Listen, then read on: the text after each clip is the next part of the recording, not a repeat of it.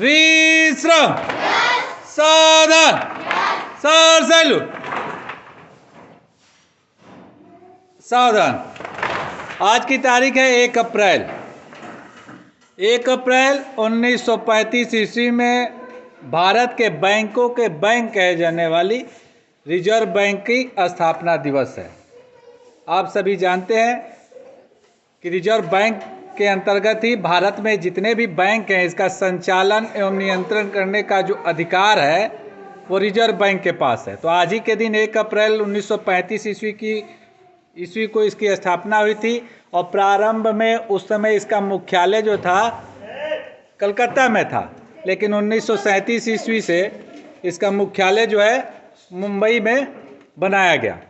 आज ही के दिन सम्राट अशोक की जयंती है और आज ही के दिन उत्कल जिसे उड़ीसा कहते हैं 1 अप्रैल 1936 ईस्वी को बिहार से अलग राज्य बना था।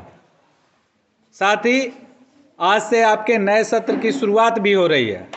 आप सभी नए वर्ग कक्ष में प्रवेश कर चुके हैं और विद्यालय परिवार आप सभी को इसके लिए बहुत बहुत बधाई देता है। इस नए वर्ग में प्रवेश के साथ ही हम पुराने गलतियों और अनुभवों से सीखते हुए अपने निहित उद्देश्यों की संप्राप्ति के लिए आगे बढ़ेंगे। आप सभी जानते हैं कि बिना मेहनत के हम कुछ कर नहीं सकते हैं। मेहनत से थोड़ा सा कष्ट जरूर होता है, लेकिन मेहनत का फल जो होता है बहुत मीठा होता है। तो आज जब हम वर्ग कक्ष में नए वर्ग कक्ष में जा रहे हैं, 1 का बच्चा 2 में और 2 का बच्चा 3 में, इस तरह से बढ़ते हुए आगे जा रहे हैं। और आप इस नए वर्ग कक्ष में जब प्रवेश करेंगे तो इस नए वर्ग कक्ष में प्रवेश करते समय हम लोग ये उम्मीद रखेंगे, आशा रखते हैं, आप पे विश्वास रखते हैं कि आप पूरी ऊर्जा के साथ इस नए सत्र का उपयोग भी करेंगे। वर्ग कक्षों में प्रवेश करते हुए आप इस नए वर्ग की कक्षाओं को या कक्षा में प्रवेश करते हुए निश्चित रूप से उसकी चौखट को नमन करने का कार्य भी करेंगे और अपनी पुरानी गलतियों को त्याग कर आप आगे बढ़ने का कार्य करेंगे।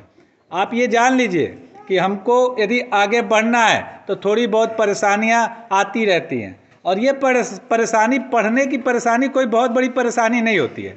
कष्टों के बाद फल भी मीठा होता है। एक छोटी सी कहानी भी मैं आपको सुना रहा हूँ।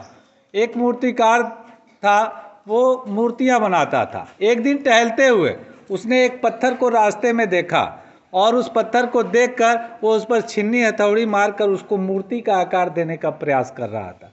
और जितनी बार वो मारने का प्रयास करता था वो पत्थर आवाज़ देता था कि तुम मुझे मत मारो, मुझे चोट लग रही है, मुझे कष्ट हो रहा है, मुझे पीड़ा हो रही है। मूर्तिकार यह समझाता था कि थोड़ी सी पीड़ा सहने के बाद जब मैं तुम्हें एक नया आकार दूंगा तो लोग तुम्हारी पूजा अर्चना करेंगे। यहाँ पे एक भव्य मंदिर बन सकता है, पंडित और पुजारी रहेंगे और तुम्हारी निरंतर पूजा होगी। और फिर वो मारने की चेष्टा करता, फिर वो पत्थर चिल्लाता कि नहीं, मुझे कष्ट हो रहा है, मुझे छोड़ दो।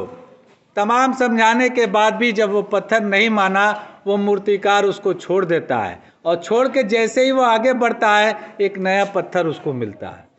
वो सोचता है चलो इसको आकार देते हैं एक मूर्ति का, और वो उस पर लग जाता है। उसको भी कष्ट होता है, उसको भी पीड़ा होती है और वो कष्ट और पीड़ा को बर्दाश्त करता है और कुछ समय बाद एक अच्छी सी मूर्ति तैयार हो जाती है और वो मूर्ति, उस मूर्ति के स्थान पर एक मंदिर बन जाता है। लोग पूजा अर्चना करने लगते हैं, लंबी कतारें और लंबी भीड़ लगने लगती है और बगल का वो पत्थर देखकर पछताता है कि काश मैंने उस कष्ट को सहा होता, मैंने उस दुख को बर्दाश्त किया होता तो आज ये लंबी कतार, लंबी भीड़ और लंबी पूजा अर्चना की जो होड़ मची है, जिसे लोग भगवान का रूप दिए हैं, उस पत्थर की जगह मेरा नाम होता या मैं स्वयं होता जिस पर निरंतर पूजा और अर्चना होती। उसी तरह आपका भविष्य भी है। थोड़े से कष्ट हो सकते हैं, शिक्षक समझाता है, थोड़ा सा प्यार करता है, थोड़ा सा डांटता है, थोड़ा सा मारता है, और जो शिक्षक के बताए रास्ते पे आगे बढ़ जाता है वो निश्चित रूप से सफल होता है और सफल होने के बाद उसका फल भी बहुत मीठा होता है।